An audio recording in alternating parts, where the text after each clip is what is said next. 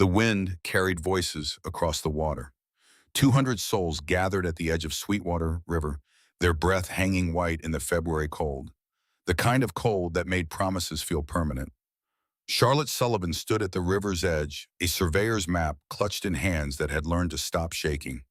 Behind her, Wade Sullivan held a rifle loose across his shoulders, his eyes the same blue-gray as winter ice. Behind them, both 25 ranchers and 10 homesteader families formed a wall of worn canvas and weathered faces. Across the water stood Clayton Rutherford, 6'3" of Wyoming certainty. 53 years of building an empire 1 acre at a time, one compromise at a time, one necessary evil at a time. His Circle C ranch sprawled across 60,000 acres. He controlled every water source for 100 miles. Except this one. Mrs. Sullivan, Clayton's voice carried the weight of boardrooms and bank vaults. Or should I call you the woman who never met her intended? You think a piece of paper can stand against everything I've built? Charlotte raised the map higher, presidential seal, Ulysses S. Grant's signature, 1872, the kind of document that didn't bend to local customs. This is a Homestead Act, Grant Mr. Rutherford. It proves Maxwell Hartwell, and now I have legal water rights from Sweetwater River. Rights you've stolen for 15 years. The crowd stirred. Murmurs rippled like wind through wheat. Clayton's face darkened to the color of old brick. Maxwell Hartwell is dead. His rights died with him.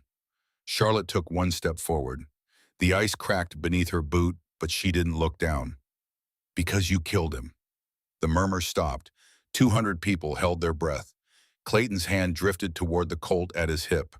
Wade's rifle came up an inch. Just an inch. But everyone saw it. That's a serious accusation, Mrs. Sullivan, and I'll prove it in court, whatever the cost. The moment stretched. The river kept moving beneath the ice, indifferent to human drama. It had flowed this way for 10,000 years. It would flow this way for 10,000 more. Clayton smiled, no warmth in it, just the bare teeth of a man who'd never lost. We'll see about that. The words hung in the frozen air like a prophecy. 9 weeks earlier, Boston, Massachusetts. The boarding house room measured 8 feet by 10. Charlotte Hayes had counted the floorboards, 63 of them, including the 2 that creaked when you walked from the bed to the window. The window itself had been broken since November. Someone had covered it with yesterday's newspaper. The headline read, "Financial Panic Continues. Banks Fail." She didn't need a newspaper to tell her about failure. Grace and Rose slept in the wooden crate that served as their crib. 4 months old. Twins. Beautiful and hungry and completely unaware that their mother had 37 cents to her name. The snow outside had started at dawn. It was nearly dark now. Charlotte hadn't moved from her position by the window in 6 hours. Not because she was watching the snow, but because if she sat still enough, she could pretend she wasn't there. That this wasn't happening. That Thomas wasn't 18 months dead, and his family hadn't thrown her out like spoiled milk, and she hadn't been rejected from 23 jobs in as many weeks. The Matrimonial Times lay open on the bed. She'd read it so many times the pages felt soft as cloth. 47 advertisements from men seeking wives. Men in Montana and Dakota and California and Wyoming. Men who needed someone to cook and clean and bear children and ask no questions about loneliness that stretched across prairies like shadows at sunset. 46 of those advertisements specified no children. Young women preferred. Must be of good character and strong constitution. The 47th was different. Rancher Wyoming seeks wife. Maxwell Hartwell, age 38, proprietor of Double H Ranch, 900 acres, Sweetwater County, Wyoming Territory. Widower 3 years, seeking a wife of gentle temperament and capable disposition. Will accept a woman with children. I can promise a sturdy home, steady income from cattle, and a secure future. I do not promise love, but I promise respect and protection. Contact Maxwell Hartwell, care of Sweetwater, General Store, Wyoming Territory. Charlotte had read those words 30 times, looking for the trap, the cruelty hiding in the syllables. But there was only honesty, brutal and bare as windstrip bone. I do not promise love. At least he was honest about it. Grace stirred in the crate, making the small sounds that meant she'd wake hungry in 10 minutes. Charlotte had no milk. Mrs. Pemberton downstairs had given her some this morning, along with the reminder that rent was due Friday. It was Wednesday. Charlotte had 37 cents and no prospects and no family and no Thomas. She picked up the pen. The ink was nearly frozen. She wrote quickly before she could change her mind. Dear Mr. Hartwell, I am a widow with twin daughters 4 months old. My husband died of consumption 18 months ago. His family will not help. I have no one. I am 27 years old, healthy and willing to work. I can cook so read and write. I will not be a burden. I will earn my keep. If you are still seeking a wife, I accept your offer. Respectfully, Charlotte Hayes. She sealed it before she could read it again. Took her last coins and walked through the snow to the post office. The clerk looked at the address and then at her and said nothing. But his eyes said everything. Desperate woman, pathetic widow. Charlotte lifted her chin and met his eyes. How long to Wyoming? 2 weeks, maybe, if the trains are running. She walked back through the deepening snow. Grace and Rose were both crying when she climbed the stairs.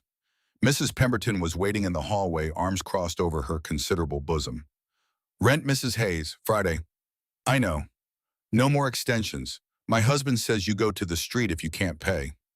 Charlotte pushed past her into the room, fed the babies the last of the milk, rocked them until they slept, then sat in the dark and wondered if she just made the best decision of her life or signed her own death warrant. The answer came 14 days later. The envelope was thick, inside a letter, and $60. Dear Mrs. Hayes, I appreciate your honesty more than I can express. Wyoming is harsh country. It judges a person by their character, not their circumstances. I believe you have character. I must warn you that my ranch is currently in dispute with a powerful neighbor over water rights. Life here is not peaceful. You should know this before you decide. Enclosed, find $60 for train fare and expenses. If after arriving in Wyoming you find the situation unsuitable, I will pay your return fare. No obligations. One thing. My wife died of fever 3 years ago. I have been alone since then. When you wrote accepting my offer, it was the first time in 3 years I felt something other than emptiness. Whatever happens, thank you for that. Respectfully, Maxwell S. Hartwell. Charlotte counted the money 3 times, more than she'd held in 18 months. She could pay Mrs. Pemberton, buy food, survive another month in Boston, or she could buy a train ticket to Wyoming. She looked at Grace and Rose sleeping in their crate, at the newspaper-covered window, at the 63 floorboards she'd counted 100 times. On November 3rd, 1884, Charlotte Hayes and her twin daughters boarded the westbound train. She carried one carpet bag containing 2 dresses, one photograph of Thomas and her mother's wedding veil. Everything else she owned fit in the cloth sling that held the babies against her chest. She did not look back at Boston. The Union Pacific Railway car smelled of coal smoke and unwashed humanity. Charlotte had purchased the cheapest ticket, 3rd class, which meant wooden benches and no privacy, and the constant rattle of wheels over rails that sounded like bones breaking. The journey would take 12 days if the weather held, 12 days to cross a continent, 12 days to become someone else. On the 2nd day, somewhere in Pennsylvania, a man sat down across from her, older, late 50s, weathered face like saddle leather left in the sun. He looked at the twins and smiled. Heading west to marry, Charlotte's face went hot, but there was no judgment in his eyes, only recognition. Yes, my wife came the same way 32 years ago. We have a ranch in Colorado now, 2,000 acres, 6 children, 14 grandchildren. He extended a calloused hand. Ezra Blackwood. Charlotte Hayes. Where you headed? Sweetwater County, Wyoming. Something flickered across Ezra's face. Not quite fear, but close enough. Your husband's name. Maxwell Hartwell, Double H Ranch. Ezra was quiet for a long moment. Outside the window, Pennsylvania rolled past in shades of gray and brown. In at the train car, a baby cried. Not one of hers. Someone else's hungry child in someone else's desperate situation. Maxwell Hartwell is a good man, Ezra said finally. One of the few in Sweetwater County willing to stand up to Clayton Rutherford. Who's Clayton Rutherford? He owns the Circle C Ranch, 60,000 acres, controls every water source in the county, Every source except the one that runs through Maxwell's land. Been trying to buy Maxwell out for 5 years. Maxwell won't sell. Charlotte felt something cold settle in her stomach. Mr. Hartwell mentioned a dispute in his letter. Ezra looked at her with eyes that had seen too much prairie justice. 3 years back, a homesteader named Tobias Brennan refused to sell his water rights to Clayton. They found Tobias drowned in the river he'd been fighting for. Sheriff ruled it accidental. But everyone knew. You're saying this Clayton Rutherford killed him. I'm saying powerful men in Wyoming don't like to be told no. And Maxwell Hartwell has been telling Clayton no for 5 years. Ezra glanced at the twins. You should know what you're walking into, Mrs. Hayes. Wyoming doesn't forgive mistakes. The train rattled on through the darkness. Charlotte held her daughters closer. On the 8th day, they crossed into Wyoming territory. The landscape changed like a page turning in a book. Gone were the trees and rivers of the east. Here was emptiness. Sky that went on forever. Land that looked like God had swept everything flat, just to see how far the eye could travel before hope gave out. Charlotte pressed her face to the window and tried to imagine living in all that space. Tried to imagine Maxwell Hartwell out there somewhere, waiting for a woman he'd never met. Tried to imagine becoming a wife again. The train pulled into Sweetwater Station on November 15th at 4 in the afternoon. The platform was nearly empty. One clerk, a few men waiting for freight, no one who looked like they were waiting for a bride. Charlotte stepped down with Grace and Rose bundled against the cold. The wind hit her like a fist, different from Boston wind. This wind came from somewhere ancient and unforgiving. It smelled of distance. She waited. 5 minutes became 10, became 30. The other passengers dispersed. The freight was loaded. The train whistle blew and the locomotive pulled away, leaving Charlotte standing alone on the platform with 2 crying babies and 1 carpet bag. The station clerk emerged from the office, middle-aged, thinning hair, kind eyes that went wide when he saw her. You're Maxwell's bride. The way he said it, past tense, like describing something that used to exist. I'm Charlotte Hayes. Mr. Hartwell was supposed to meet me. The clerk's face went pale as old paper. You didn't get the telegram. What telegram? He looked down at his boots, couldn't meet her eyes. Maxwell Hartwell died 4 days ago, ma'am. They found him in Sweetwater River, drowned. The world tilted. Charlotte's knees buckled, but she locked them. Couldn't fall, not holding the babies. Couldn't fall because if she fell, she'd never get back up. How? The word came out like a stranger's voice. Sheriff said he slipped on the rocks, hit his head, fell in the water. Happens sometimes when men work alone near the river. But he was expecting me. He knew I was coming today. The clerk finally met her eyes, something in his gaze. Pity and fear mixed together. Yes, ma'am, he told me 2 weeks ago. Said he was getting married. Said to watch for a woman with twin babies on the 15th. He seemed happy. First time I'd seen Maxwell happy in 3 years. Grace and Rose were both screaming now, cold and hungry, and sensing their mother's terror. Charlotte's mind raced. No Maxwell, no husband, no ranch, $60 spent on train fare, 37 cents left in her purse. Who's in charge of his property now? The clerk shifted his weight, wouldn't look at her again.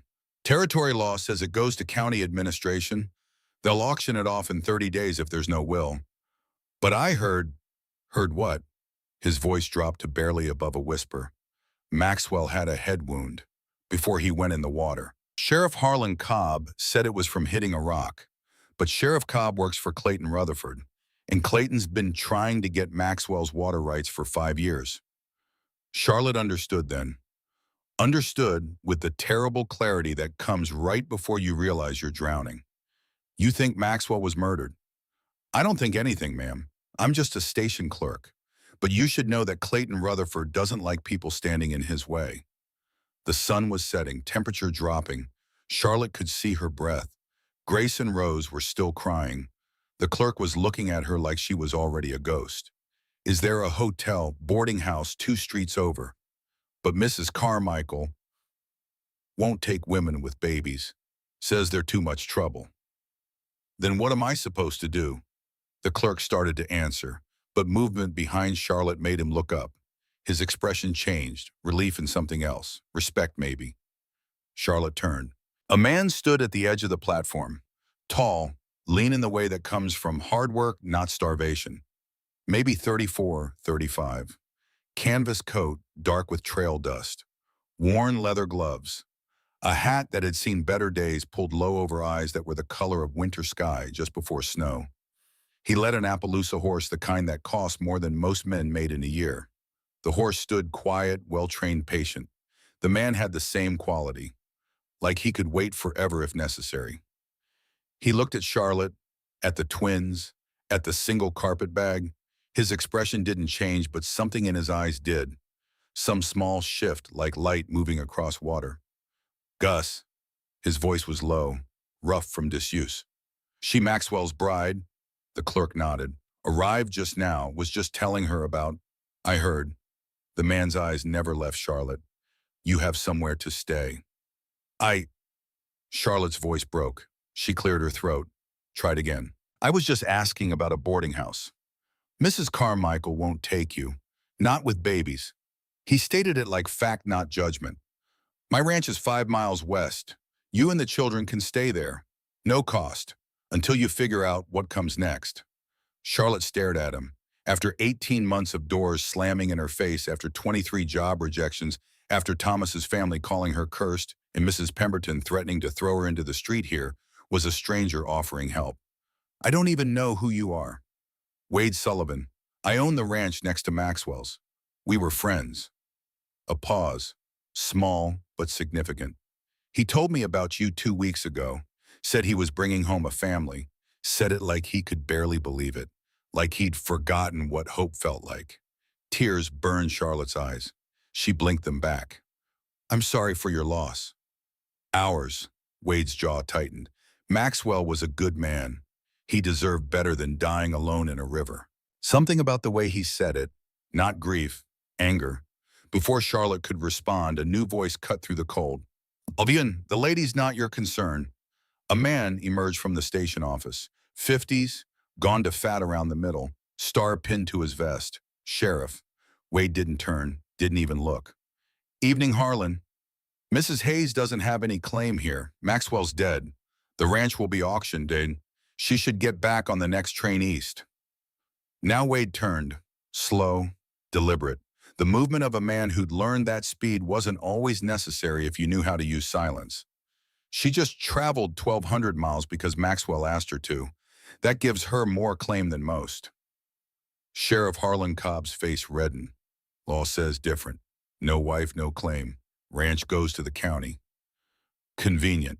Wade's voice stayed level, but something dangerous moved underneath. And who runs the county commission, Harlan? Remind me. Clayton Rutherford is chairman, and that's got nothing to do with. So Maxwell dies mysteriously. His ranch gets auctioned, son. And the man who's been trying to buy it for 5 years just happens to be in charge of the auction. Wade smiled. No humor in it, just teeth. Real convenient. Harlan's hand drifted toward his gun. Wade didn't move. Didn't need to. Whatever he was, whatever he'd been before he became a Wyoming rancher, it was enough to make Harlan stop. You're making accusations. You can't prove Sullivan. Not yet. Wade turned back to Charlotte, extended his hand. Ma'am, my offer stands. Shelter for you and your daughters. No obligations, no strings, just basic human decency. Charlotte looked at his hand, calloused, scarred across the knuckles. The hand of someone who'd worked hard and fought harder. Then she looked at his face, at eyes that held something she recognized. Loneliness, the kind that went bone deep. She took his hand. Thank you, Mr. Sullivan. Thank you, Mr. Wade. He helped her onto the wagon, taking the carpet bag with one hand while keeping the other ready near his rifle. The Appaloosa stood patient while Wade secured Charlotte and the babies, then climbed up beside her. Harlan called out as they pulled away. This isn't finished, Sullivan. Wade didn't answer, just snapped the reins and guided the wagon into the gathering dark. They rode in silence. The landscape around them was emptiness interrupted by shadows. Mountains in the distance like broken teeth, stars beginning to emerge in a sky that seemed too big for one planet. After 20 minutes, Charlotte spoke. Why are you helping me? Wade kept his eyes on the trail. Maxwell was my friend. We served together in the Cavalry Regiment, 78. He saved my life twice. Helping his intended is the least I can do." "His intended," Charlotte laughed. "Bitter sound. I never even met him." "Doesn't matter, he thought of you that way. Last thing he said to me, week before he died, was, 'I'm getting married, Wade, bringing home a family.' Like he couldn't quite believe it. Like he'd given up on the idea and here it was handed back to him." Charlotte's throat tightened. "And now he's dead." "Yes. You don't think it was an accident?" Wade was quiet for so long, Charlotte thought he wouldn't answer. Then Maxwell was careful around water, grew up near rivers, knew how to read currents where the rocks were slick, where the drop-offs hid, and he had a head wound on the back of his skull. Sheriff says he fell backward, hit his head, then fell forward into the water. Wade's hands tightened on the reins. "That's not how falling works. You think Clayton Rutherford killed him?" "I think powerful men don't like being told no, and Maxwell had been telling Clayton no for 5 years." They rode on. The twins had finally quieted, lulled by the wagon's motion. Charlotte held them close and tried to understand what she'd walked into. A dead man who'd promised her safety, a living man who'd offered her shelter, and somewhere in the darkness, a killer who controlled everything. "What happens now?" she asked. "Now you rest. Tomorrow we figure out what comes next." Wade glanced at her. "But I'll tell you this, Mrs. Hayes, you're not alone in this. Maxwell was my friend. That makes you my responsibility now." "I don't want to be anyone's responsibility." "Too bad." A ghost of a smile crossed his face. "Welcome to Wyoming." The Sullivan Ranch appeared out of the darkness like a promise. Small, just a cabin really, but solid. Log walls chinked tight against wind. Stone chimneys sending smoke into the night. A barn that had seen better days but still stood square. Wade helped Charlotte down, then unloaded her bag. He moved with efficiency born of long habit. No wasted motion. No unnecessary words. Inside the cabin was sparse but clean. One main room with a fireplace. Two smaller rooms off the back. Simple furniture built by hand. Everything worn but well maintained. Wade lit the fire, then carried Charlotte's bag to one of the back rooms. "This is yours. It's my room normally, but you'll need the bed. I'll sleep on the sofa out here." "I can't take your, you can and you will." His tone left no room for argument. "There's blankets in the chest, fresh water in the barrel by the door. Kitchen's basic but functional. Help yourself to anything." Charlotte looked around, at the clean floors, the carefully stacked firewood, the mended curtains on the windows. "You live here alone." 8 years now." He hung his coat on a peg.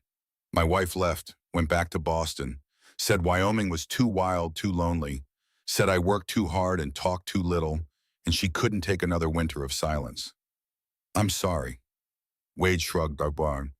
"She wasn't wrong. Wyoming isn't for everyone. Some people need towns and theaters and Sunday socials. She was one of them. I understood that. Eventually. Do you hear from her?" "Got a letter 6 years ago. She'd remarried. Lawyer in Philadelphia, 2 children. The life she wanted." He looked directly at Charlotte. "I don't blame her for leaving, but I don't blame myself for staying either. This land is all I have left of my parents. They built this cabin from nothing. Died in a blizzard trying to save the cattle.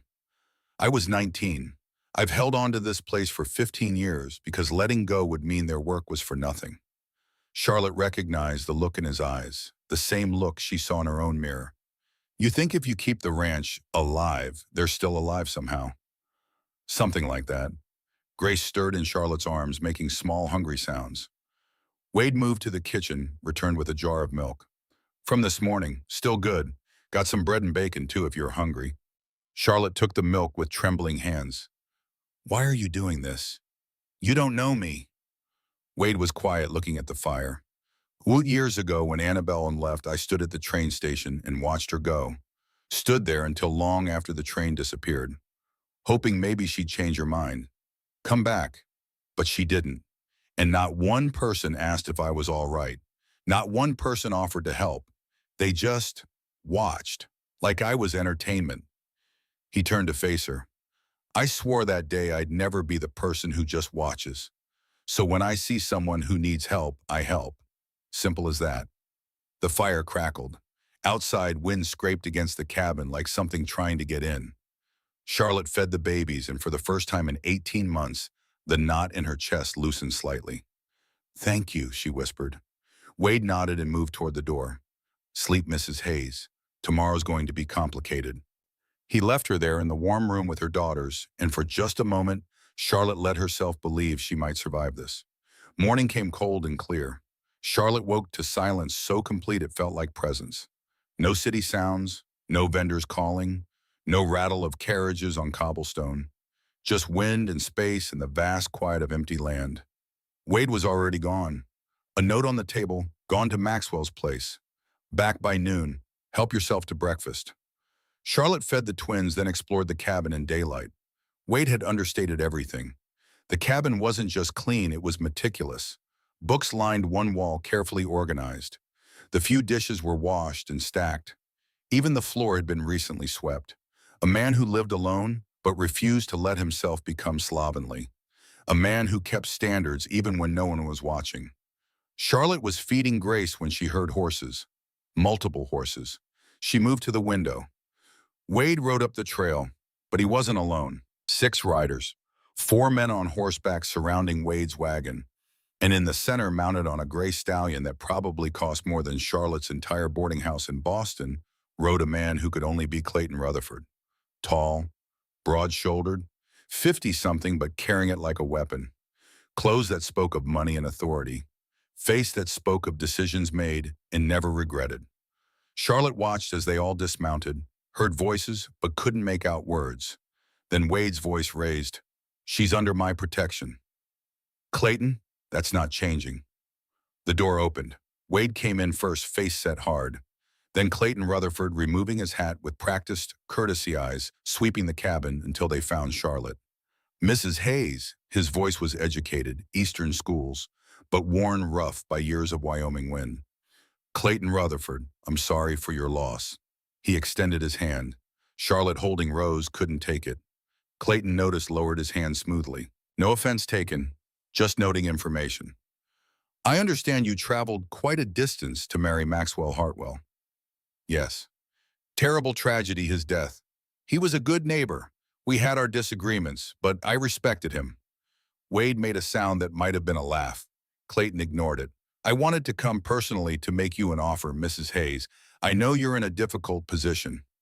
No husband, no home, 2 young children. I'd like to make things easier." He pulled a paper from his coat.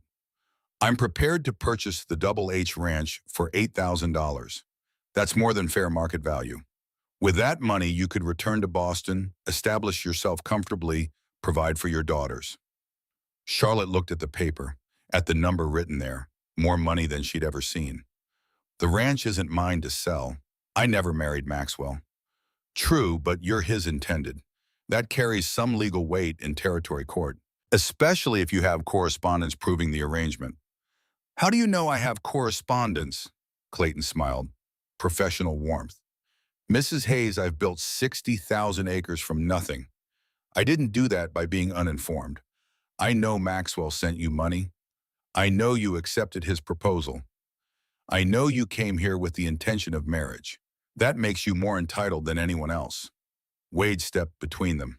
"She's not selling, Clayton. I wasn't aware you spoke for Mrs. Hayes Sullivan." "I don't, but I know a vulture when I see one circling."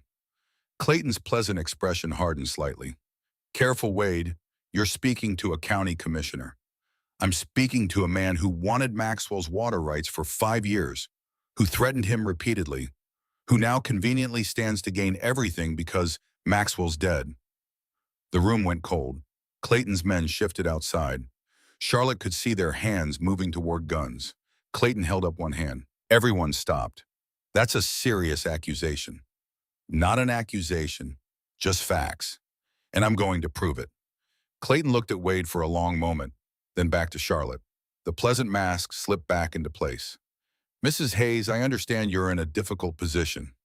My offer stands. Take some time to think about it. Wyoming is hard on women alone, especially women with children." He moved toward the door, paused. "One more thing. The county auction for Maxwell's property is scheduled in 3 weeks. If you don't file a claim by then, the ranch goes to the highest bidder. Just so you're aware. Then he was gone. The sound of horses fading into distance. Wade closed the door, leaned against it. He'll be back. With what he made a legitimate offer. Clayton Rutherford doesn't make offers. He makes threats wrapped in courtesy. Wade moved to the window, watched until the riders disappeared. He knows Maxwell left something. Something that proves the water rights are legitimate. That's what he was looking for. How do you know? Because Maxwell told me he did. A week before he died, said, if anything happens to me, make sure Charlotte gets the ranch. I've prepared documents, hidden them somewhere safe. He made me promise. Charlotte's heart stuttered. Documents proving what? That Maxwell's water rights are older than Clayton's claim. That legally Maxwell's ranch controls the upstream flow. Which means Maxwell could have cut Clayton off completely if he'd wanted to. Wade turned from the window. That's why Clayton killed him. And that's why he's trying to buy you off now, before you find whatever Maxwell hid. But I don't even know where to look. Then we'd better start looking. Wade grabbed his coat. Because in 3 weeks, if we don't find those documents, Clayton owns everything, including the water that 20 families depend on for survival. Charlotte looked down at Grace and Rose. At these two tiny lives depending on her decisions. At the impossible choice between running back to Boston poverty and staying in Wyoming danger. Then she looked at Wade, at this stranger who'd offered help when he had no reason to, who'd promised to protect her because his dead friend had made a promise first. Where do we start? Wade's expression didn't change, but something in his eyes did. Respect maybe, or recognition. Double H Ranch, Maxwell's place. If he hid something, it'll be there. And if Clayton's men are watching, then they'll have to watch us tear the place apart looking for it. Charlotte stood, laid the twins in the cradle Wade had brought from the mock room. They were sleeping, finally full and warm. She thought about Maxwell Hartwell, a man she'd never met who'd died waiting for her and who'd sent her $60 and a promise of respect and protection. She thought about her mother dead 5 years, about Thomas dead 18 months, about everyone she'd lost and everything she'd survived. Then she tied her shawl tight and looked at Wade. Let's go find what he left me.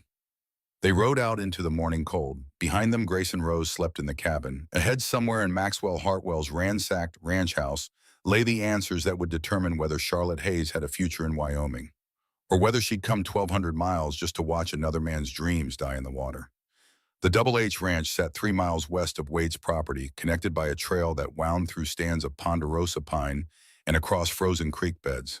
The house rose from the prairie like a broken promise. 2 stories, 4 rooms, stone chimney, barn that could hold 20 horses, all of it built by a man who dreamed of filling it with family. All of it empty now. Wade pulled the wagon up to the front porch. The door hung open, swinging slightly in the wind. Already the house had that abandoned feel, that sense of a place where no one lived anymore. Someone's been here, Wade said. He dismounted, rifle ready. Stay in the wagon. But Charlotte was already climbing down. If we're looking for something, I should help. Wade started to argue, saw the set of her jaw, and stopped. Something had changed in Charlotte Hayes overnight. The desperate woman from the train station had hardened into something else. Something that wouldn't bend easy. They went inside together. The ransacking was methodical. Every drawer pulled out and emptied. Books torn from shelves, pages scattered. Floorboards pried up in the corners. Even the mattress had been slashed open, horsehair stuffing spilling out like guts. Clayton's men, Wade said, looking for the same thing we are. Charlotte moved through the destruction, trailing her fingers over overturned furniture, trying to picture the man who'd lived here. Maxwell Hartwell, 38 years old, alone for 3 years, writing letters to a stranger because loneliness had become unbearable. She understood that. God, she understood that. Where would he hide something important, she asked. Wade scanned the room.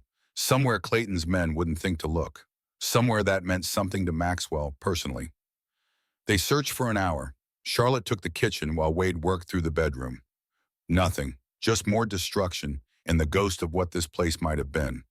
Charlotte was about to suggest they give up when she noticed the fireplace. Stone and mortar built wide enough to roast a pig, but one stone in the back left corner sat slightly crooked. She knelt, pressed it. The stone shifted under her hand. Wade. He was beside her in seconds. Together they worked the stone loose. Behind it a small hollow space, and in that space wrapped in oilcloth a tin box.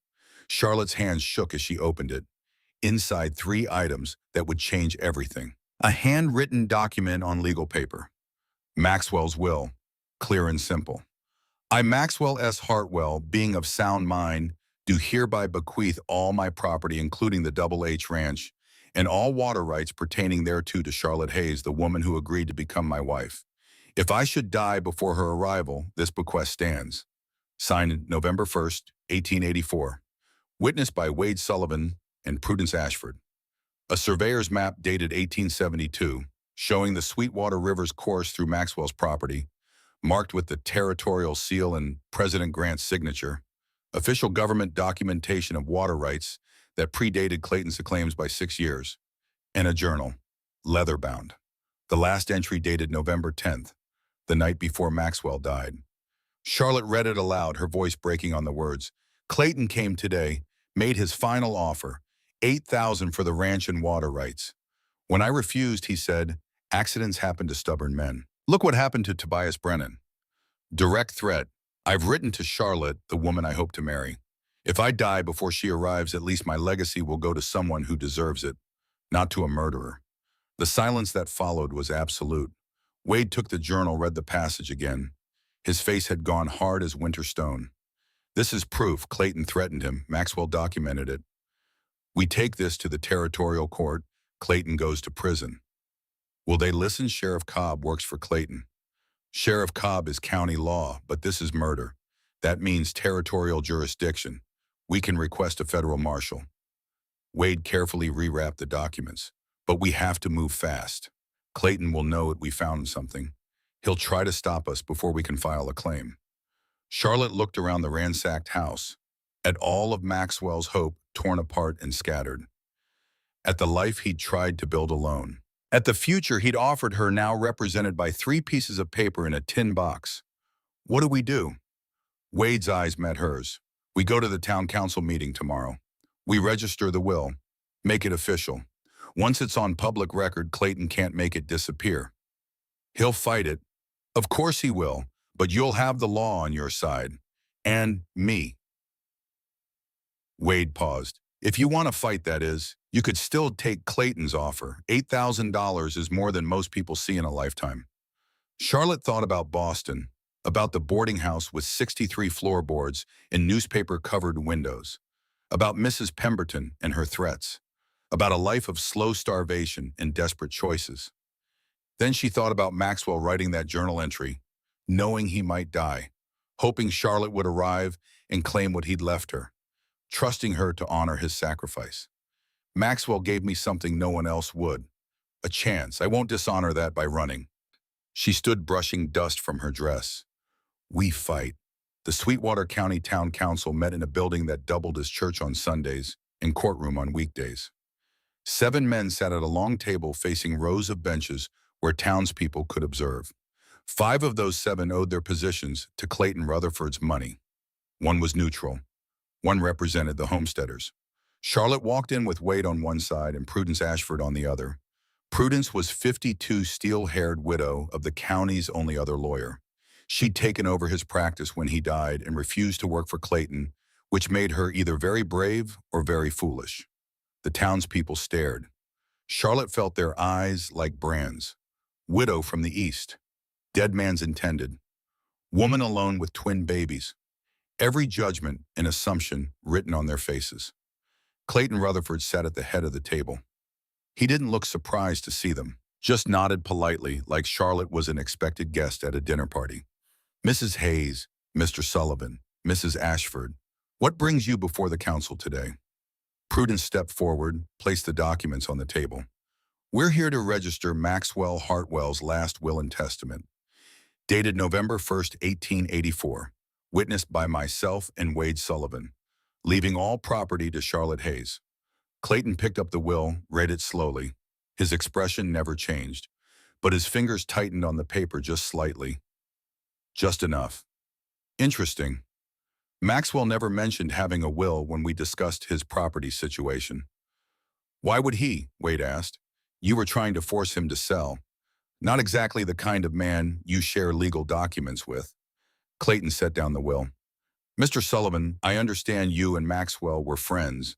Your loyalty is admirable, but this will raise his questions. Maxwell had never met Mrs. Hayes, yet he left her everything. That seems unusual. Matrimonial contracts are legally binding in territory law, Prudence said. The correspondence between Maxwell and Mrs. Hayes constitutes an agreement of marriage. That makes her his legal heir. One of the council members, a thin man named Gareth Pike, leaned forward. But they never married. She arrived after his death. The will specifically addresses that scenario, Prudence countered. It states clearly that if Maxwell dies before Mrs. Hayes's arrival, the bequest still stands. Clayton tapped his fingers on the table. Once, twice, the only sign of agitation in an otherwise calm exterior. I have concerns about the timing. This will appear as remarkably convenient, created just 2 weeks before Maxwell's death. How do we know it's legitimate? Wade's voice cut like a blade. Are you calling me a liar, Clayton? Or Prudence, we both witnessed Maxwell sign it. I'm saying it's unusual, and in unusual circumstances, the council has a duty to investigate. Charlotte had been silent through all of this, watching, learning. She'd spent 18 months being talked over, talked down to dismissed. Men deciding her fate while acting like she wasn't in the room. Not anymore. She stepped forward. Mr. Rutherford, you said you respected Maxwell Hartwell, that you had disagreements, but he was a good neighbor. Clayton turned to her. I did say that. Then respect him enough to honor his final wishes. He wanted me to have the ranch, not because we'd met, not because of love, but because he'd made a promise. And Maxwell Hartwell kept his promises. Can you say the same? The room went quiet. Clayton studied her with new interest, like reassessing an opponent he'd underestimated. Mrs. Hayes, I admire your spirit, but Wyoming doesn't run on promises. It runs on law and precedent. The council will need to review these documents thoroughly before making a decision. How long will that take? Prudence asked. Clayton smiled. As long as necessary, we'll schedule a hearing for next week. Until then, the ranch remains under county administration. Which you control, Wade said, which the council controls, democratically, through proper legal channels. Clayton stood. Mrs. Hayes, my offer still stands. $8,000. You could avoid all this unpleasantness. Go back to Boston, raise your daughters in civilization. Charlotte met his eyes. Maxwell chose to leave me the ranch for a reason. I won't sell. Clayton's smile widened, not warm, just showing teeth. We'll see. Wyoming has a way of changing people's minds. The council voted 5-2. They would review the will, hold a hearing, make a determination. Outside the building, Prudence pulled Wade and Charlotte aside.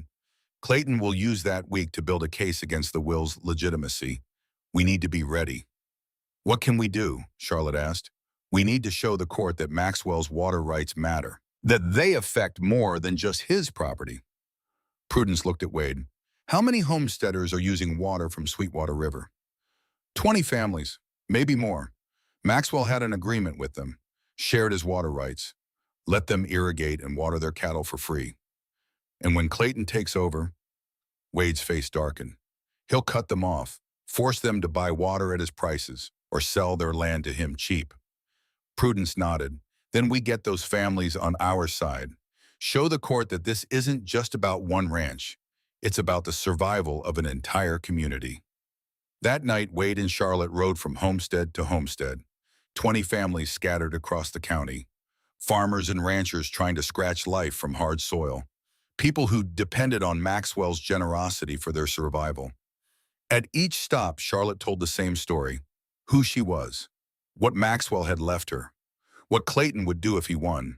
Some were skeptical. Stranger from the East. Woman alone. Why should they trust her? But others remembered Maxwell. Remembered his quiet kindness.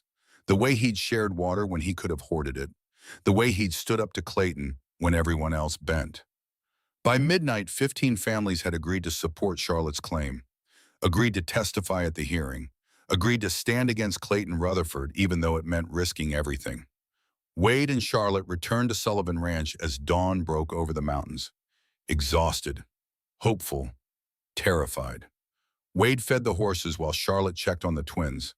When she came back out, he was standing by the corral looking east toward where the sun would rise. "Thank you," Charlotte said, "for everything." "Don't thank me yet. Clayton's not going to let this go." "I know, but I'm not alone. That's more than I had in Boston."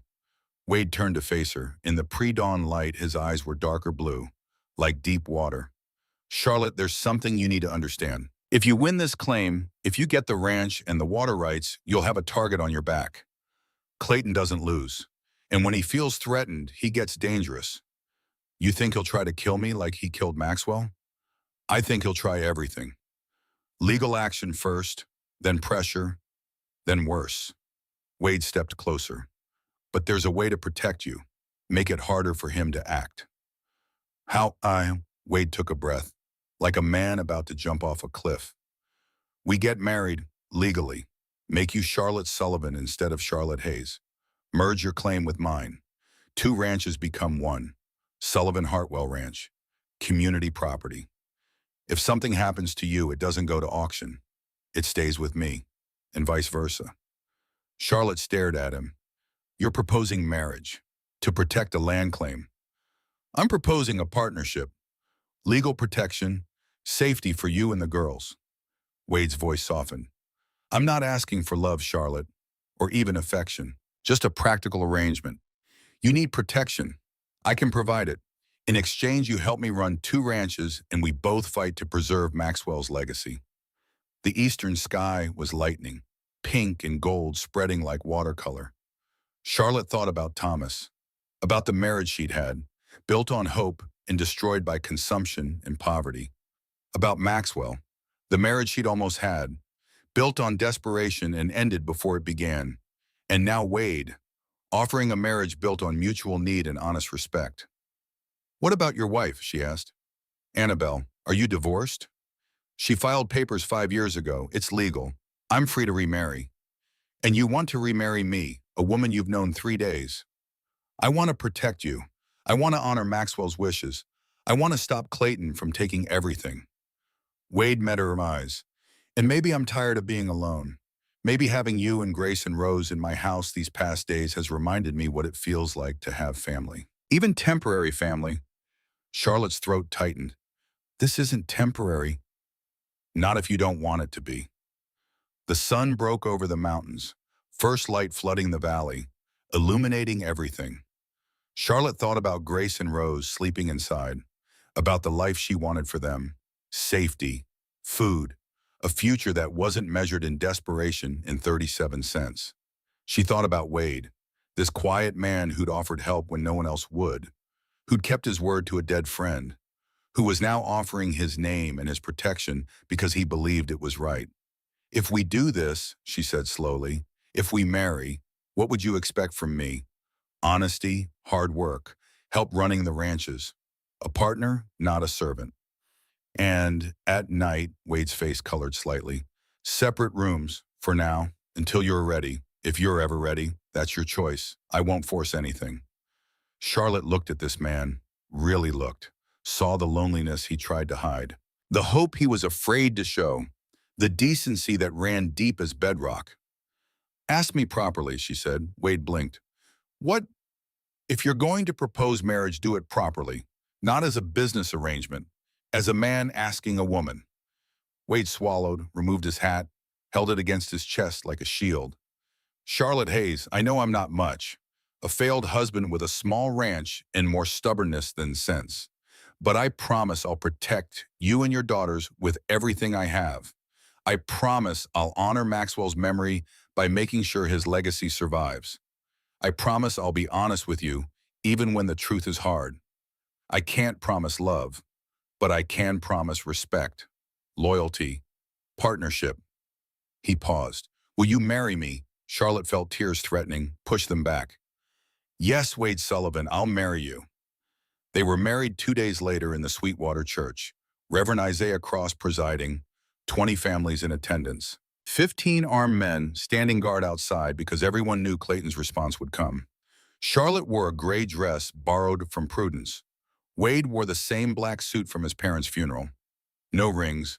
Wade had lost his when Annabelle left. They'd buy new ones later. Maybe. Grace and Rose attended held by Ruth Porter, the wheat farmer's wife. The twins were quiet for once, like they understood the gravity. Reverend Cross spoke about covenant and commitment, about promises made before God and community, about two people choosing each other not from passion, but from principle. Charlotte barely heard him. She was watching Wade, seeing the tension in his shoulders, the way he kept glancing at the door, ready for violence even in a church. Do you, Charlotte Hayes, take Wade Sullivan to be your lawfully wedded husband? Charlotte looked into Wade's winter blue eyes, saw fear there, and hope, and something that might become love if given time. I do. Do you, Wade Sullivan, take Charlotte Hayes to be your lawfully wedded wife? Wade's voice didn't waver. I do. By the authority vested in me by Wyoming territory, I pronounce you husband and wife. No one said kiss the bride. This wasn't that kind of wedding. Instead, Wade took Charlotte's hand, held it, a promise without words. And then the shooting started. The church doors burst open. 12 riders from Circle C, led by Silas Kane Clayton's foreman, a man with a scarred face and empty eyes. Sullivan, bring out the woman. The congregation scattered, women grabbing children, men reaching for weapons they'd wisely brought to a wedding. Wade pushed Charlotte behind him. Stay here. Like hell. He looked at her, saw something in her face that made him nod. Together they walked to the church entrance. Silas sat his horse like a monument to violence. Mr. Rutherford sends his congratulations on your marriage. And a final offer. $12,000 for the Double H Ranch. Except now or things get difficult. We're not selling, Charlotte said. Silas grinned. All teeth, no humor. Then I guess things get difficult. He raised his hand. The riders raised their rifles, and 20 homesteader families stepped out of the church, every man armed, every gun pointed at Circle C riders. Nathaniel Porter called out, his voice carrying across the cold air. Silas, tell Clayton this. If he touches the Sullivans, he touches all of us. Silas looked around, calculated odds. 12 against 20 wasn't murder. It was suicide. This isn't finished, he snarled. Yes, it is, Wade said quietly. Tell Clayton we're coming for him. Tell him we found Maxwell's journal. Tell him we know what he did. Silas's face went pale. He jerked his reins or wheeled his horse.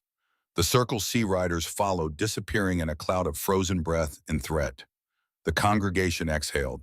The crisis passed, but Charlotte knew this was just the beginning. That night, back at Sullivan Ranch, Wade and Charlotte sat at the kitchen table while Grace and Rose slept.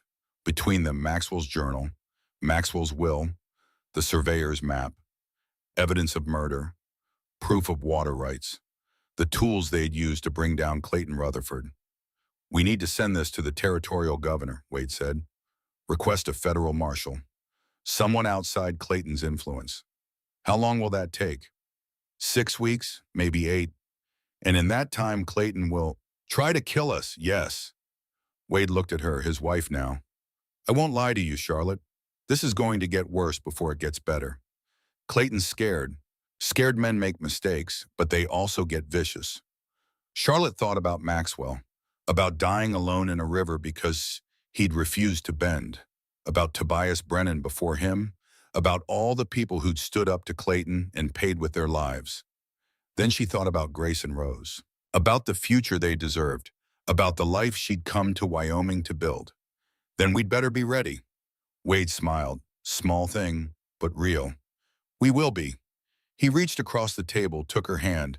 Not romantic, just solidarity. 2 people against the storm. Charlotte squeezed back. Wade, yeah. Thank you for choosing me. His eyes softened. Thank you for choosing Wyoming, for choosing to fight.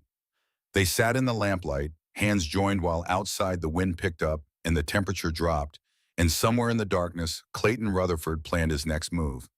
But inside Sullivan Ranch, for the first time in 8 years, Wade wasn't alone. And for the first time in 18 months, Charlotte wasn't afraid. They had each other now. They had community. They had the truth. And in Wyoming, sometimes that was enough. The telegram arrived 6 days after the wedding. Federal Marshal Thaddeus Blackburn would arrive in Sweetwater County within the week. The words were simple. The implications were explosive. Wade read it twice, then handed it to Charlotte. He's coming. Will he listen?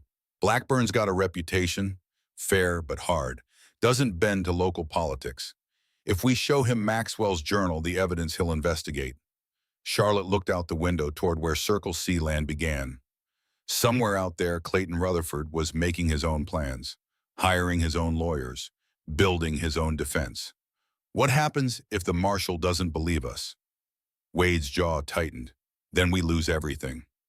Marshal Thaddeus Blackburn rode into Sweetwater on a gray gelding that had seen better days but still carried itself with pride. The marshal himself was 47, weathered like old leather with eyes that missed nothing and a mouth that smiled rarely. He set up office in the church building, the only structure in town with enough space for interrogations and record-keeping. Then he sent for Wade and Charlotte. They came that afternoon. Charlotte carried Maxwell's tin box like it held the bones of saints. In a way it did, the bones of a good man's last hope. Blackburn took the documents one at a time, read them slowly. No reaction showed on his face. He could have been reading a shopping list or a death warrant. Same blank concentration. Finally, he looked up.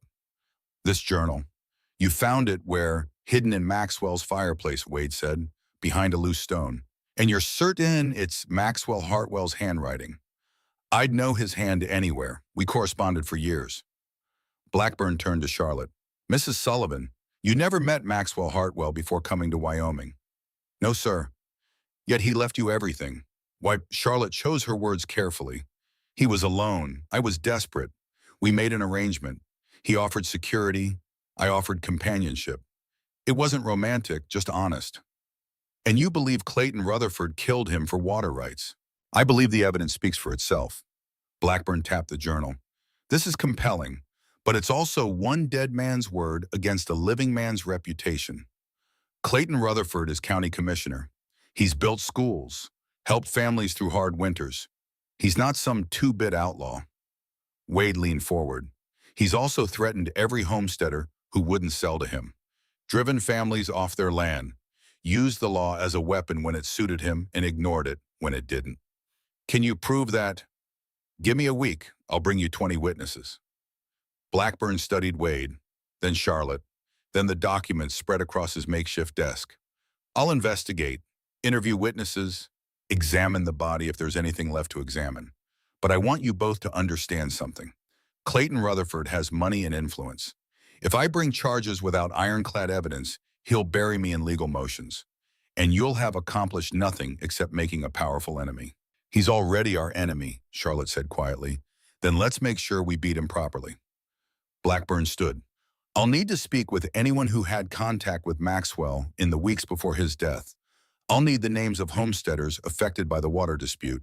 And I'll need someone who can testify to seeing something suspicious the night Maxwell died. Wade and Charlotte exchanged glances. They had everything Blackburn asked for, except the last part. We'll find you a witness, Wade said. They spent the next 3 days gathering testimonies. Nathaniel Porter told Blackburn about Maxwell sharing water rights. Dr. Ambrose Sterling testified about the head wound that didn't match the sheriff's story. Prudence Ashford provided legal documentation of Clayton's attempts to buy Maxwell's property. But they still needed someone who'd seen what happened the night of November 11th. The answer came from an unexpected source. His name was Declan O'Shea, 21 years old, red-haired and scared. He'd worked for Circle C for 2 years, mostly night watch on the cattle herds. He showed up at Sullivan Ranch after midnight, shaking so hard his teeth chattered. Wade answered the door with a rifle. Saw the kid standing in the moonlight like a ghost. What do you want? I need to talk to you about Maxwell Hartwell. Wade let him in. Charlotte emerged from the bedroom, pulling a shawl around her shoulders. Declan sat at the kitchen table. Couldn't meet their eyes. I was there the night Maxwell died. I saw what happened. The room went still. Tell me, Wade said. The story came out in pieces. Declan had been watching Circle C cattle near the river. Around 11 at night, he'd seen 3 riders heading toward Double H, Silas Kane and 2 others. He'd followed at a distance, curious. Watched them wait by the river. Watched Maxwell come down to check his water gates. Watched Silas step out of the shadows and swing a rock the size of a man's fist. Heard the crack of Maxwell's skull. saw them push him into the water. Declan had hidden, terrified, silent, and complicit by cowardice. "Why didn't you say anything?" Charlotte's voice was cold. "I was scared. Silas Kane has killed men before. I'm nobody, just a cowhand trying to make wages. Who'd believe me over Clayton Rutherford?" "But you're here now," Wade said. Declan finally looked up, eyes red-rimmed. "Because I can't sleep. Because every time I close my eyes, I see Maxwell's face going under that water. Because I've got a mother in Laramie, and I want to look her in the eye again without being ashamed." He swallowed hard. "I'll testify. If you protect me. If you promise Clayton can't get to me or my mother." Wade glanced at Charlotte. She nodded. "We'll protect you," Wade said. "You have my word." The trial was set for 10 days later. Federal jurisdiction meant a federal judge. Edmund Calloway rode in from Cheyenne, 62 years old and hard as a knot. He'd presided over 50 territorial cases, convicted 30 men, hanged 7. He didn't smile when he met the lawyers. Clayton had hired Bartholomew Wainwright, best defense attorney in 3 territories. Wainwright wore Eastern suits and spoke with Boston precision. He made small-town prosecutors look like children playing dress-up. Prudence Ashford was outmatched and knew it, but she stood straight and prepared her case like she was defending the world. The morning of the trial, Charlotte woke before dawn. She'd barely slept. Every time she closed her eyes, she saw Maxwell's journal entry. "Accidents happen to stubborn men." Wade was already up, standing at the window, coffee in hand. "You ready?" he asked. Charlotte thought about everything that had led to this moment.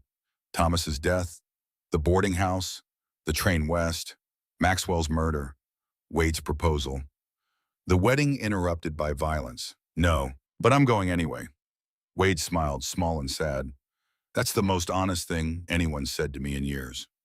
They rode to town in the wagon. Grace and Rose stayed with Ruth Porter, safe and far from whatever would happen today. Charlotte felt their absence like missing teeth. The courthouse was packed. Every homesteader family, every Circle C hand, half the county. Some came for justice, some for entertainment, some just to see Charlotte Hayes Sullivan stand up and fight. Clayton sat at the defense table, perfectly composed, expensive suit, hair combed. He looked like he was attending a business meeting, not a murder trial. When Charlotte walked past, he nodded politely, like they were neighbors meeting at church. The gesture made her stomach turn. Judge Calloway entered. Everyone stood. He sat, banged the gavel once. "We're here to determine if sufficient evidence exists to charge Clayton Rutherford and Silas Kane with the murder of Maxwell Hartwell." "Prosecution, present your case." Prudence stood. "Your Honor will prove that Clayton Rutherford wanted Maxwell Hartwell's water rights, that he threatened Maxwell repeatedly, that he ordered Silas Kane to kill Maxwell, and that he attempted to cover up the murder by claiming it was accidental drowning." Wainwright stood smoothly. "Your Honor will prove that Maxwell Hartwell's death was a tragic accident, that my client, while he did make legitimate business offers to purchase Double H Ranch, never threatened anyone, and that this entire prosecution is based on circumstantial evidence and the testimony of unreliable witnesses motivated by greed." Calloway looked at both lawyers. "Get to it." Prudence called her first witness, Declan O'Shea. The kid walked to the stand like he was walking to the gallows, swore his oath with a shaking hand, sat down and immediately looked at the floor. "Mr. O'Shea," Prudence said gently, "where were you on the night of November 11th, watching cattle near Sweetwater River, Circle C herd? And what did you see?" Declan's voice was barely audible.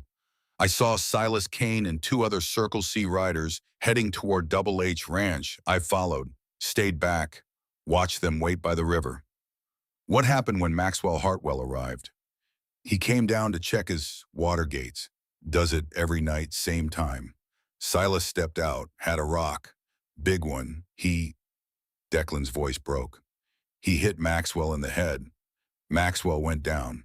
They pushed him in the river." The courtroom erupted. Calloway's gavel cracked like a gunshot. "Order bow." Wainwright stood for cross-examination. He smiled at Declan, friendly, like they were old friends. "Mr. O'Shea, you work for Circle C, correct?" Yes, sir. How long? 2 years. And before that, you worked for Maxwell Hartwell. Why did you leave? Declan shifted. I was let go. Why, where? I, I got drunk on duty. Wainwright's eyebrows rose. So Maxwell Hartwell fired you for drinking, and now you're testifying against the man who gave you a second chance. Seems convenient.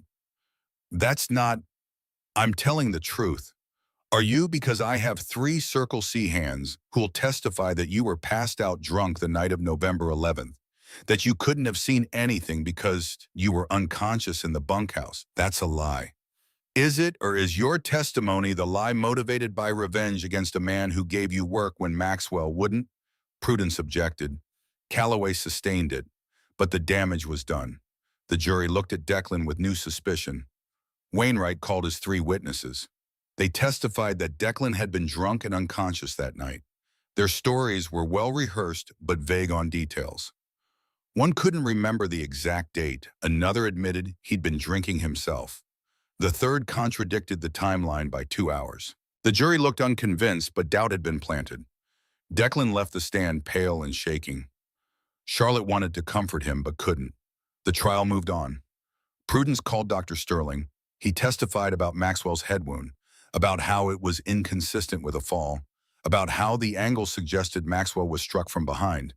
Wainwright countered by suggesting Maxwell could have fallen backward, struck his head on a submerged rock, then rolled forward into the water. Prudence called Nathaniel Porter. He testified about Clayton's control over water rights, about families forced to sell because they couldn't afford Clayton's prices. Wainwright asked if Clayton had ever explicitly threatened anyone. Nathaniel admitted he'd only heard rumors, hearsay. By the end of the first day, Charlotte's hope was bleeding out. That night, Wade found her standing in the barn, staring at nothing. We're losing, she said. Not yet. Wainwright made Declan look like a liar, made Dr. Sterling sound uncertain. Every witness we bring, he destroys. Wade put his hands on her shoulders, turned her to face him. Tomorrow you testify. Tell them the truth. All of it. Why you came west, what Maxwell promised you, what this fight means. Make them see you're not fighting for money. You're fighting for honor. I don't know if I can. You can. You're Charlotte Sullivan. You rode 1,200 miles alone with twin babies. You stood up to Clayton Rutherford when you had nothing. You married a stranger to protect a dead man's legacy. Wade's eyes were fierce. You're the strongest person I know. Tomorrow show them that. The second day began with Charlotte on the stand. She wore the same gray dress from the wedding, hands folded in her lap, voice steady despite the fear. Prudence asked her to tell her story, so she did. About Thomas dying, about the boarding house, about 63 floorboards and newspaper windows, about Maxwell's letter, his $60, his promise of respect and protection. I didn't come to Wyoming for money, Charlotte said. I came because I was drowning in Boston. Maxwell threw me a rope, not because he loved me, because he was decent. And now he's dead, and I'm fighting to honor the promise he made. The courtroom was silent. Even the jury leaned forward. Wainwright stood for cross-examination. He smiled. Professional warmth. Mrs. Sullivan, you married Wade Sullivan just 2 weeks after arriving in Wyoming. Rather quick, wouldn't you say? We married to protect the water rights, to protect the homesteader families who depend on them, or to strengthen your claim to Double H Ranch, 2 ranches combined, quite valuable. I didn't know the value when I agreed to marry Wade. I only knew I needed protection. Protection from whom? From Clayton Rutherford. Wainwright's smile widened. Why would you need protection from Mr. Rutherford? Had he threatened you? Charlotte met his eyes. He came to my cabin 3 days after I arrived, offered me $8,000, told me Wyoming was dangerous for women alone, that accidents happen. That sounds like a generous offer and friendly advice, not a threat. It was both. The jury watched. Some nodded, some frowned. Charlotte couldn't read them.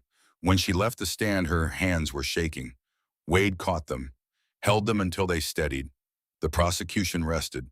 Wainwright called his witnesses. First, Clayton Rutherford himself. He took the stand like he owned it, confident and composed, every inch the successful rancher. Mr. Rutherford, Wainwright began, did you ever threaten Maxwell Hartwell? Never. We had business disagreements, but I respected Maxwell. His death was a genuine tragedy. Did you order anyone to harm him? Absolutely not. I'm a businessman, not a murderer. But why do you think these accusations are being made against you? Clayton looked directly at the jury. Because Mrs. Sullivan wants what I've built. She sees an opportunity to use Maxwell's death to seize property that isn't hers. She and Wade Sullivan have manufactured evidence and coached witnesses to paint me as a villain. But I'm just a man trying to build something in a hard land. Prudence cross-examined. Mr. Rutherford, you made several offers to purchase Double H Ranch from Maxwell. Correct. Yes, business offers. And he refused everyone. Yes. That must have frustrated you. Disappointed, not frustrated. I respect a man's right to refuse a sale, even when that refusal prevents you from controlling the entire water supply. Wainwright objected. Calloway sustained, but Prudence pressed on. Mr. Rutherford, where were you the night of November 11th? At Circle C in my home. Reading. Alone. Yes, my housekeeper had the night off, so no one can verify your whereabouts. I suppose not, but that doesn't make me a murderer. The testimony continued. Circle C hands swearing Clayton was a fair boss. Townspeople praising his generosity. Character witnesses painting him as a pillar of the community. By the third day, Charlotte felt the case slipping away. Wainwright was too good. Clayton, too believable. Then Gus Whitley asked to testify. The station clerk, quiet, unassuming, nobody important. Prudence hadn't planned to call him, but she put him on the stand anyway. Mr. Whitley, she asked, what do you do? I'm the night clerk at Sweetwater Station. Have been for 12 years. Were you working the night of November 11th? Yes, ma'am. Night shift, 9 p.m. to 6 a.m. Did you see anything unusual? Gus swallowed. His hands shook, but his voice was clear. Around 11:15, I saw 3 riders heading toward Double H Ranch. I recognized one. Silas Kane. He was moving fast, purposeful. The courtroom stirred. What time did they return? 1:45. Horses were lathered. The men were wet, looked spooked. Did Mr. Kane say anything to you? He came to the platform, told me if anyone asked, he'd been at Circle C all night. Said it would be unfortunate if I said otherwise. Did you report this? To who Sheriff Cobb works for Clayton. I'm just a clerk. I've got a wife and 3 kids. I kept quiet. Tears in Gus's eyes. I kept quiet and a good man stayed dead. But I can't live with that anymore. So here I am, telling the truth even if it costs me everything. Wainwright tried to discredit him, asked about his eyesight, his memory, whether he might have been mistaken. Gus didn't waver. I know what I saw. Silas Kane killed Maxwell Hartwell, and I'm saying so under oath. Judge Calloway called Silas Kane to the stand. Silas invoked his Fifth Amendment right, refused to testify. Calloway's expression hardened. Mr. Kane, by refusing to testify, you create an implication of guilt. Silas stared straight ahead, said nothing. Marshal Blackburn, Calloway said, arrest Silas Kane on suspicion of murder. Deputies moved forward. Silas tried to run. They tackled him. The courtroom exploded into chaos. As Silas was dragged out, he screamed at Clayton. You said I'd be protected. You promised. Clayton's face remained stone. He didn't look at Silas, didn't acknowledge him. Just sat perfectly still while his foreman was taken away in chains. The jury deliberated for 4 hours. Charlotte and Wade waited outside, pacing, silent. Grace and Rose had been brought to town and Charlotte held them like anchors. When the jury returned, Calloway read their verdict. On the charge of conspiracy to commit murder, we find Clayton Rutherford guilty. The words hung in the air like smoke. Clayton stood. For the first time, his composure cracked. This is a mistake. I'm a county commissioner. You can't. Sit down, Mr. Rutherford. Calloway's voice could have cut glass. The judge continued. On the charge of first-degree murder, we find Silas Kane guilty. Charlotte felt Wade's arm around her, felt herself collapsing into him, felt 18 months of fear and desperation and fight finally releasing. Calloway banged his gavel. Silas Kane, 25 years territorial prison, Clayton Rutherford, 15 years. All property acquired through a legal water monopoly to be redistributed to affected homesteaders. Court adjourned. Outside, the homesteader families erupted in celebration. Nathaniel Porter lifted Charlotte off her feet in a hug. Prudence Ashford wept openly. Charlotte just held Wade and her daughters and tried to remember how to breathe. That evening, Marshal Blackburn came to Sullivan Ranch. He carried official documents. Mrs. Sullivan, the court has ruled. You retain full ownership of Double H Ranch and all water rights. Additionally, the homesteaders have elected you president of the new Sweetwater Cooperative. They want you to manage water distribution. Keep it fair, like Maxwell did. Charlotte looked at the documents, at her name written in legal script. Charlotte Hayes Sullivan, widow, ranch owner. I don't know if I can do this, she whispered. Wade took her hand. Yes, you do. 10 years later, Charlotte stood on the porch of what everyone now called the Sullivan Hartwell Ranch. Behind her, the house had grown. 7 bedrooms, a proper kitchen, space for the family that filled every corner with noise and life. Grace and Rose were 10 now, tall and fierce. They could rope cattle and shoot rifles and read Shakespeare, as Charlotte made sure they could do both. Survive Wyoming and dream beyond it. Samuel was 7, named after Ezra Blackwood's suggestion. Quiet like Wade, thoughtful. He spent hours watching the cattle, learning the land. Emma was 4, wild as spring wind. She climbed everything and feared nothing. The twins Lily and Clara were 2, already running circles around everyone, double trouble with matching grins. And baby Maxwell, 1-year-old, named for the man who'd given Charlotte a chance when no one else would. The Sweetwater Cooperative now served 35 families. Water flowed free and fair. The homesteaders thrived. Children grew up with full bellies and futures. Wade had been elected county commissioner. He used Clayton's old office to protect people instead of control them. Charlotte ran the cooperative and both ranches. 2,800 acres, 300 head of cattle, 6 horses, one life she'd built from nothing. And sometimes she thought about Boston, about the boarding house with 63 floorboards, about the woman she'd been, desperate, terrified, alone. That woman felt like a stranger now. Grace came running up the porch steps. Mama, Uncle Ezra's here. Ezra Blackwood rode up on an old gelding, same as always. He visited twice a year, brought news from Colorado and stories that made the children laugh. He dismounted, hugged Charlotte. You look good, girl. Ranch life suits you. Better than Boston ever did. They sat on the porch while the children played in the yard. Wade joined them carrying baby Maxwell. Clayton got out last month, Ezra said. Served 9 years. Good behavior. Charlotte's chest tightened. Where is he? Montana. Heard he started a small ranch up there. Keeps to himself. Doesn't use the Rutherford name anymore. Good. They watched the sunset paint the mountains gold and red. Watched Grace teach Rose to throw a knife. Watched Samuel show Emma how to whistle through grass. Watched Lily and Clara chase chickens until they collapsed giggling. You ever regret it? Ezra asked. Coming west. Charlotte looked at her children, at her husband, at the land stretching endless and beautiful.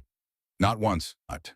That night after the children were asleep, Charlotte and Wade walked to Sweetwater River, to the place where Maxwell had died, where everything had changed.